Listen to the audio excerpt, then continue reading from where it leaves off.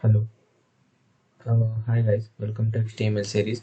ये इस वीडियो में हम देखने वाले हैं HTML में क्लास एट्रीब्यूट क्या होता है और कैसे यूज होता है। तो आने वाले 2-3 वीडियो हम HTML के क्लास सीरीज पे ही आने वाले हैं।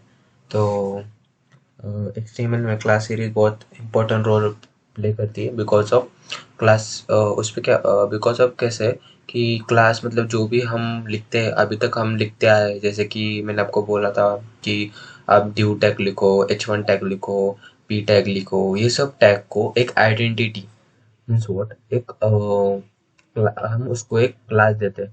क्लास मीन्स क्या है, जैसे कि हर एक इसका हम, जैसे मैंने आपको बताया था कि आपको कुछ चाहिए होगा, आपको कुछ मतलब आपको किसको CSS देनी होंगी, किसको आपको कलरिंग टेक्स्ट कुछ कलर करना होगा, कुछ फॉन्ट चेंज करना होगा। इसलिए आप तब आप क्या करते थे कि आपने पी टैग लिया और उसको आपने कुछ तो भी किया, उसको कलर चेंज किया। तो आप पी टैग को कर सकते हो, बट टैग टाइम बहुत सारे पी टैग होंगे ना, एक नहीं 10-12 पी टैग होंगे, 2-3 होंगे। तो आपको एक का कलर सबके अलग अलग कलर करने होंगे। तो आप हर इसको जाके आपने की मतलब कैसे कि हर 2-3 होंगे तो आप हर इसको जाके उसके पी टैग के स्टार्ट में आप उधर जाके आप लिख सकते हो। बट अगर अपने बहुत बड़ा प्रोजेक्ट होगा आपका, अपने उसमें मतलब बड़ा प्रोजेक्ट होगा, उसमें आपने पी टैग जैसे 20-30 यूज किए, तो आप उसमें जाके हर एक इसको देंगे तो ये आप बहुत सारा आपका वर्क, अननेसेसरी वर्क बढ़ जाएगा। और इस उस टाइम क्या करते हैं, एक सिंपल वे है, उस टाइम हम CSS HTML की क्लास यूज करते हैं, क्लास एट्रीब्यूट का। क्लास एट्रीब्यूट क्या होता है यही मैं आपको बताने वाला हूँ। The class attribute the HTML class attribute is used to specify the class for HTML elements. HTML element में स्पेसिफाई करने के लिए मतलब ये एक डिफरेंट है, इसमें कुछ अलग है, उस टाइम हम उस एलिमेंट को क्लास देते हैं। Multiple element multiple HTML elements can share same class. Means क्या कि मल्टी मतलब एक div है, उसकी क्लास सेम है, उसकी क्लास क्या है, div है, उसकी क्लास हमने दी div ना तो p टैग होगा, उसकी क्लास दी हमने दी दिस इज अ क्लास। उसके tag this is a paragraph, ऐसे हमने एक की क्लास दी और उसकी क्लास हमने ये दी। बाद में आप वही क्लास मतलब उसको क्या किया, आपने पी टैग लिखा और उसको क्लास दी, उसका फॉन्ट मस्त लिया, उसको फॉन्ट साइज बढ़ाई, उसके बाद में उसको हाइट और विड्थ दी, सब दिया, फिर मतलब उसकी फॉन्ट साइज चेंज करने के बाद उसको पैडिंग मार्जिन दिया। वही सेम आपको अलग अलग पी टैग को देना होगा। तो उस टाइम आप सेम क्लास आप रिपीटेड कर सकते हो, मतलब एक को क्लास दी वही क्लास आप दूसरे को भी दे सकते हो। तो उसको जो उसके क्लास में डिफाइन किए होंगे CSS उसको भी लग जाएंगे। ये ऐसा होता है।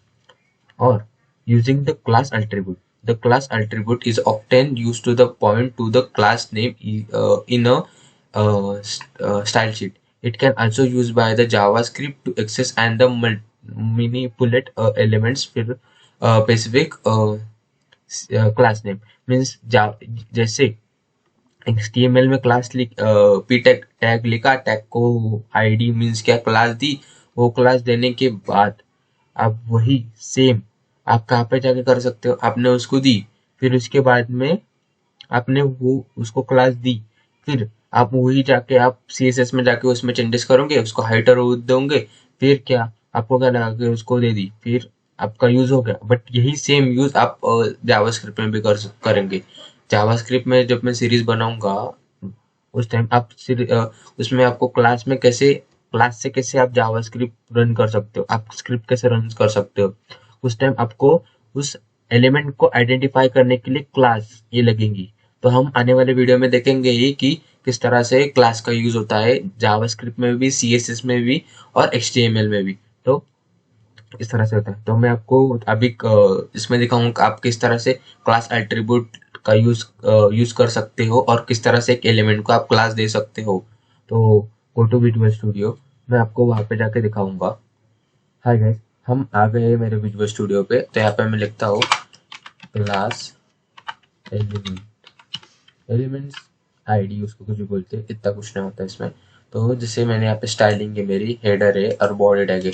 हेडर के दोनों के बीच में कुछ नहीं, ये दोनों के बीच में मैं यहाँ पे बॉडी टैग में थोड़ा पेस्टिंग देता हूँ। मैंने यहाँ पे पी टैग लिखा और पी टैग को मैंने क्या किया, फिर पी टैग दिया। मैंने लाइव सर्वर पे आपको जाकर देखो ये पी टैग फ्री का टेक्स्ट आ गया। अभी मैं इसको जैसे पहले जैसे मैंने आपको क्लास सिखाने से पहले हम कैसे कर देते हैं, कुछ करना होगा मुझे तो मैं क्या करता था, यहाँ पे स्टाइल जैसा लिख के फिर उसके अंदर स्टाइलिंग करता था। मतलब बॉर्डर चाहिए तो मैंने बॉर्डर लिखी #000, ऐसे मैंने बॉर्डर लिखी। सॉरी,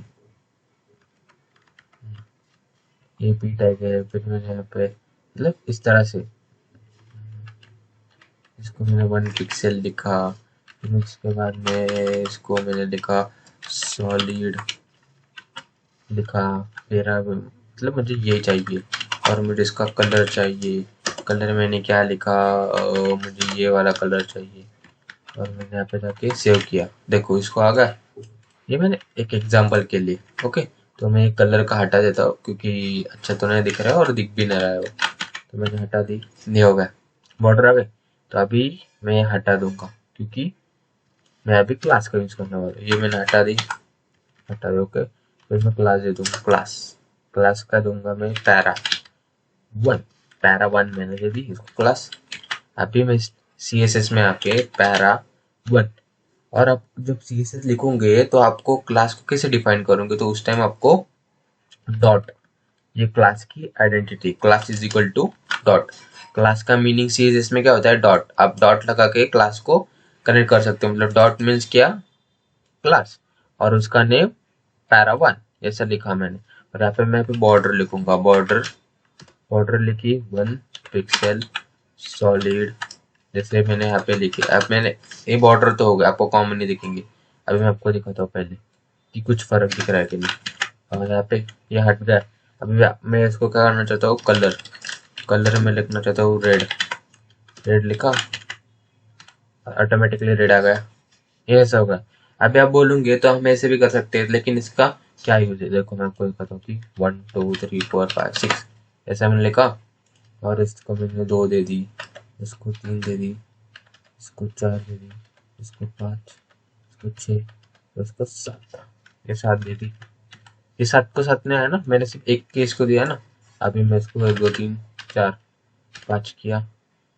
यहाँ पे मैंने 2 को देने वाला हूँ, 2 को दिया मैंने ये समथिंग कुछ कलर। अभी 3 को दिया मैंने